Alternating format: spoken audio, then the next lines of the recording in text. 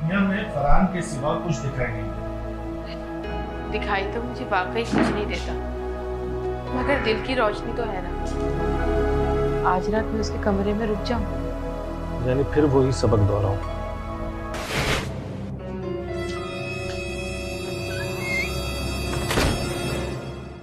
मेरे बेटे की शादी मैं बहुत धूमधाम से करूंगी और उसकी शादी में खूब भंगड़ा डालूंगी मैं। अगर मेरे बगैर डाला भगड़ा तो मैं डालूंगा झगड़ा। फरहान को उम्मीद की जरूरत है और तुम उसके साथ मायूसी में